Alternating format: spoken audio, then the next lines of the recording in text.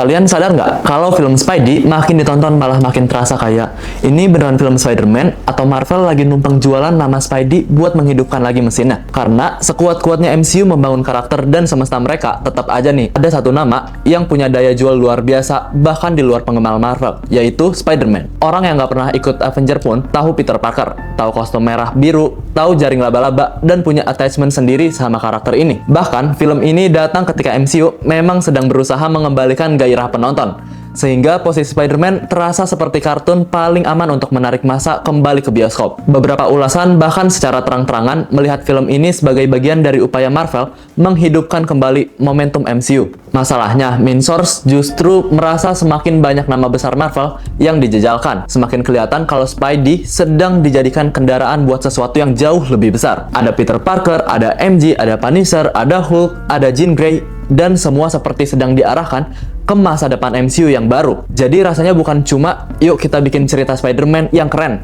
tapi juga kita punya Spider-Man nih. Sekalian dong dipakai buat menarik penonton masuk lagi ke dunia Marvel dan penasaran sama project berikutnya. Padahal kekuatan Spider-Man sebenarnya nggak pernah membutuhkan sebanyak itu loh.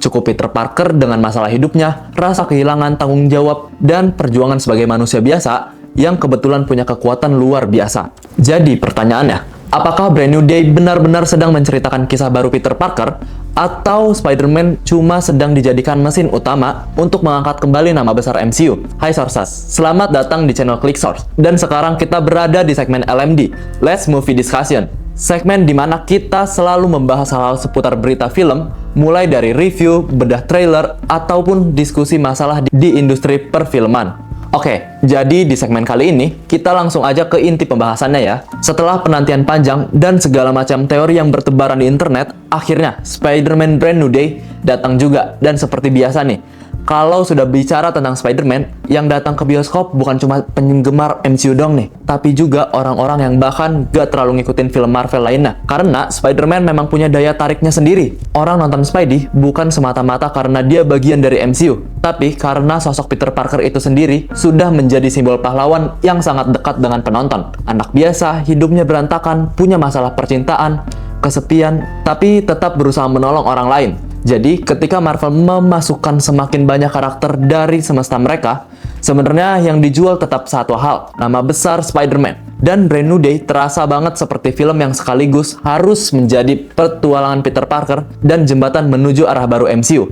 Apalagi nih, dengan masuknya Punisher, Hulk, serta Jean Grey yang sekaligus membuka pintu menuju era X-Men. Nah, disinilah main source mulai merasa film ini agak kebanyakan muatan nih. Karena kalau sources datang sebagai penonton yang cuma mau lihat Spider-Man, filmnya masih bisa dinikmati, tapi kalau datang karena ingin melihat kelanjutan MCU dan berharap semua karakter baru punya fungsi besar, kalian bakal mulai merasa, ini sebenarnya film Spider-Man atau papan pengumuman proyek Marvel berikutnya ya.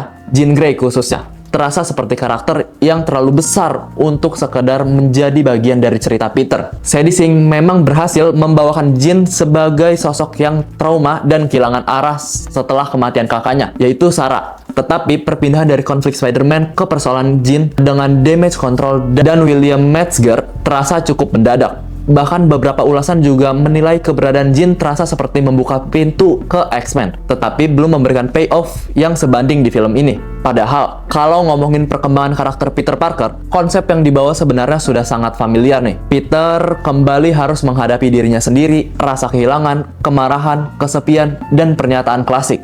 Sebenarnya dia mau menjadi Spider-Man seperti apa sih? Ini bukan konsep buruk, karena memang itu inti karakter Spider-Man sejak dulu. Masalahnya, kita sudah berkali-kali melihat Peter belajar menerima tanggung jawab, menghadapi sisi gelapnya, kehilangan orang yang dicintai, lalu kembali menjadi pahlawan.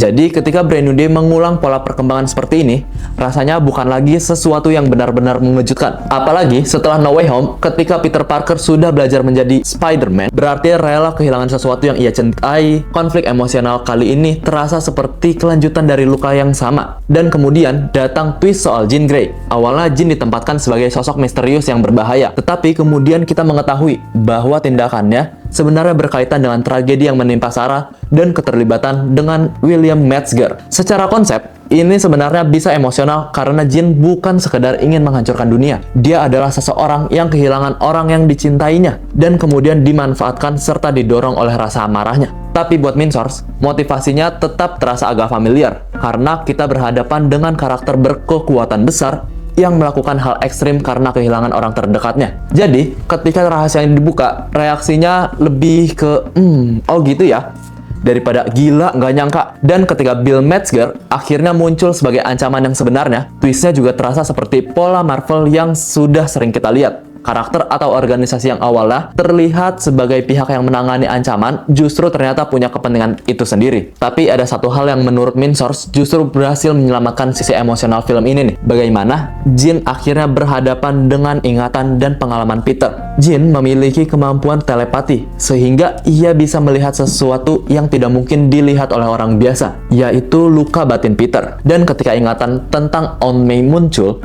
film ini akhirnya mengingatkan kita bahwa di balik semua kekuatan dan kostum Spider-Man, Peter sebenarnya masih anak yang kehilangan sosok ibu yang butuh membentuk hidupnya. May bukan cuman orang yang membesarkan Peter.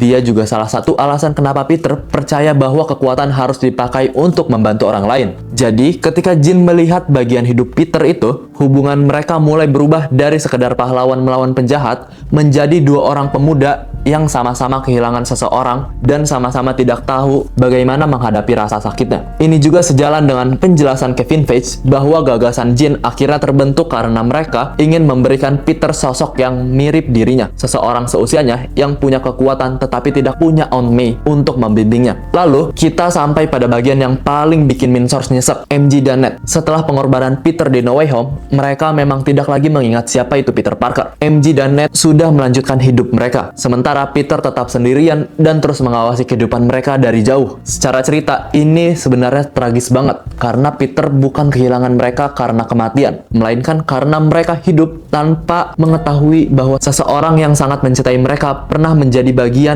penting dalam hidup mereka. Dan di sini Minsource mulai merasakan perubahan chemistry antara Tom Holland dan Zendaya. Bukan berarti mereka nggak bisa berakting bersama. Justru beberapa adegan mereka tetap kuat. Tetapi karakter MJ benar-benar tidak mengenali Peter seperti dulu. Ada jarak yang terasa sangat jelas. MJ memandang Peter sebagai orang asing, sementara Peter memandang MJ sebagai seseorang yang sangat ia cintai. Jadi chemistry romantis mereka memang sengaja dibuat tidak seintim film-film sebelumnya. Ditambah lagi, Zendaya sekarang sudah punya banyak peran besar di luar Spider-Man yang membentuk citra dirinya sebagai aktris dengan karakter-karakter jauh lebih dewasa. Ketika kembali menjadi MJ, Minsource pribadi merasa ada sedikit jarak antara sosok Zendaya yang sekarang dengan MJ yang dulu kita kenal. Bukan masalah acting, tetapi auranya sudah berkembang, sehingga nostalgia terhadap pasangan Peter MJ versi sebelumnya gak otomatis muncul sekuat dulu. Namun, justru karena itulah hubungan Peter dan MJ terasa menyakitkan. Peter akhirnya harus menerima bahwa mencintai seseorang tidak selalu berarti memaksanya kembali menjadi bagian dari hidup kita. Dia bisa saja mengejar MJ, mengungkapkan semuanya, dan berharap hubungan mereka kembali seperti dulu. Tapi, kehidupan MJ sudah bergerak maju, dan Peter harus belajar melepaskan orang yang paling ia cintai tanpa menghapus arti hubungan mereka sebelumnya. Setelah film ini, tentu saja spekulasi soal siapa yang akan menjadi pasangan Peter berikutnya bakal bermunculan di mana-mana. Tetapi, untuk Minsource, sejauh ini MJ tetap terasa sebagai love interest paling penting dalam perjalanan Peter Parker versi Tom Holland. Bahkan, kalau nantinya Marvel benar-benar memberikan pasangan baru, hubungan Peter dan MJ tetap punya beban emosional yang sulit digantikan begitu saja. Nah, by the way, untuk final score,